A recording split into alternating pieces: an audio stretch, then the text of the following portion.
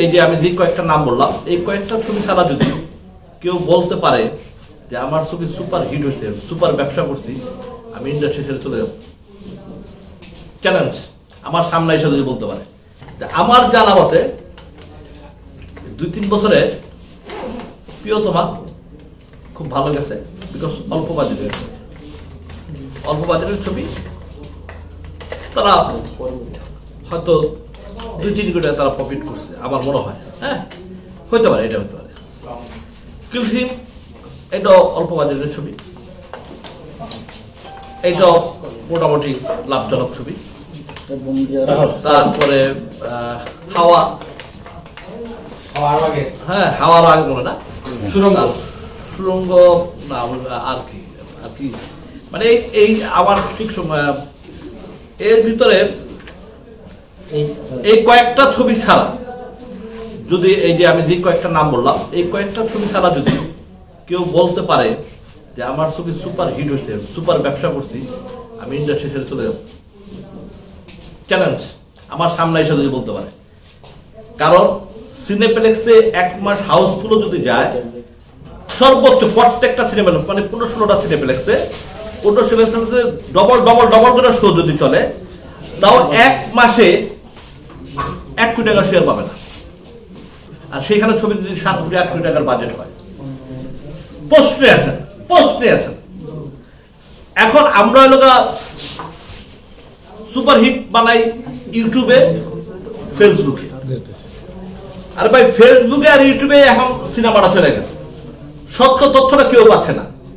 আর কিছু তো দালাল আছে যেগুলো সত্য মিশা বাপের পোলা বানায়, পোলারে বাপ বানায়, ঠিক আছে? এটা কিন্তু এখন মানুষ কিন্তু বুঝে ফেলছে, পাবলিক কিন্তু বুঝে ফেলছে। অতএব এই চাপাবাজি করে যারা খায়, ইউটিউব করে যারা এই 2-4-5 জন যারা চাপাবাজি করে খায়, মানে সকালবেলা ঘুমে উঠলে প্রথমে একটা ইউটিউব পাঠাবে, আর ওইখানে আল্লাহ তাআলার নামটা নিয়ে যে মিথ্যা কথা স্টার্ট হয়, এই মিথ্যা কথা শেষ হয় না, ঠিক আছে?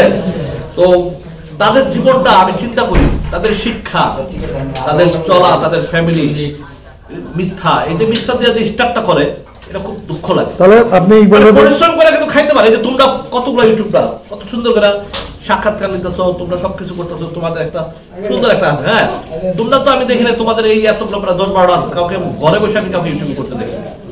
কারণ ঘরে বসে ইউটিউব করা মানে এটা বাবা যদি ওরা বলে চাপ, তো তুমি 100% বলবে যে আকাশের তারা, কেন এটা একটা মিথ্যা কথা বলছে, ঠিক আছে? তাদের বিজনেসটাই হলো এই মিথ্যা করে টাকা কামানো, মানুষকে ধোঁকাবাজি দিয়ে টাকা কামানো। আর মানুষও, আমরা কিছু মানুষ আছি দেখি এই দেখাটা আমাদের জন্য ভালো। যেটা সাফ কথা বলছেন, আমাদের সাংবাদিকতা করে কিছু প্রশ্ন করতে হয়। আর পরিচালক বলতেছে গেল একটা মিনিট, পরিচালক বলতেছে যে শাকিব খানের লাস্টের মধ্যে অনন্য মামুন, আমি তো বলবো, আমি সাংবাদিক বলবো না। আর বিষয়টা হচ্ছে অনন্য মামুন বলছে সুপার হিট, এটা হচ্ছে প্যান ইন্ডিয়ান মুভি, সারা বিশ্বে দেখাবে। ইন্ডিয়াতে রিলিজ হচ্ছে। এখন যারা চাপাবাজি করে গেছে তাদেরকে জুতা দেওয়া উচিত মনে করি। প্যান ইন্ডিয়া করে যারা চিল্লা মানুষের ধোকাগুলা দিচ্ছে, হয়েছে পাকিস্তানের সব রিলিজ হচ্ছে, কোথাও হয়েছে রিলিজ?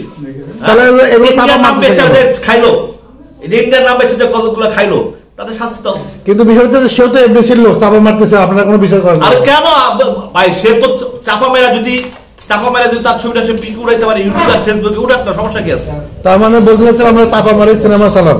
হ্যাঁ, যারা মারে সেটাই বলতেছি, যারা মারে, যারা চাপা মারে। আমরা তো চাপা মারি না, আমরা তো জেনে লস হলে বলে দিয়ে লস হয়েছে, লাভ হলে বলে দিয়ে লাভ হয়েছে। স্ট্রেট কথা বলি, কেন মিথ্যা কথা বলবো? ঠিক আছে, আমরা তো বলে দিই। কিন্তু যারা চাপা মেরা চলে, চাওবাদের সংখ্যা বেশি তো না, চাওবাদের সংখ্যা সর্বোচ্চ 8-10 জন, এর তো বেশি। এইভাবে প্রথমেই বলে যে সিনেমা কারোর সাথে নকল হলে কোটি টাকা দেবে, লক্ষ টাকা দেবে, এ দেবে সে দেবে, কিন্তু প্রতিটা সিনেমা রিলিজের পরে তো নকল প্রমাণিত হয়। এইগুলো আসলে কেন চাপা করে, কেন মারে নকল? আমি এমনও ছবি দেখছি কিছুদিন আগে, এই ছবিতে 10 মিনিট, ওই ছবিতে 10 মিনিট, এই ছবিতে 10 মিনিট, হ্যাঁ 4টা-5টা ছবি থেকে 10 মিনিট করে ছবি বানাইছে না, পাবলিক হলে গেছে না, যেগুলো আমরা দেখেছি বহু আগে। আমরা যখন হাত পেট করে ওয়েস্টার্ন ছবি দেখছি, ওয়েস্টার্ন ছবি আমরা দেখছি, এগুলো সব ওয়েস্টার্ন ছবি বলে, তামিল নকল বলো, তামিল বলে, হলিউড নকল মানে, আমরা তো এগুলো দেখা শেষ তো আমাদের আগে। যারা দেখা নাই তারা হয়তো ভালো যাচ্ছে, কিন্তু মজা কেনা কত পাইছে তারা আমরা রিভিউতে দেখছি।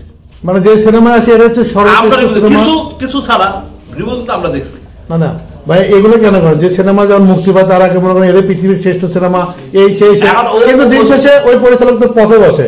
আমরা তো দেখেছি সিনেমা করে বইয়ের জমি বিক্রি করছে কিনা, আর টিভিতে একটা সিনেমা করলো, হ্যাঁ গয়না বন্ধ রাখছে, এগুলো তো আপনি নিজেও দেখছেন। তাহলে এগুলো নিশ্চয় কেন করতেছেন পরিচালকদের? এখন যারা এরকম যেসব পরিচালকরা এসব ধোকা দিয়া যাদেরকে নিয়ে এসে যে ছবিগুলো বানায়, তারা ওই দোকান ভিতর করে দেয়, এটা আমাদের করার কিছু নাই।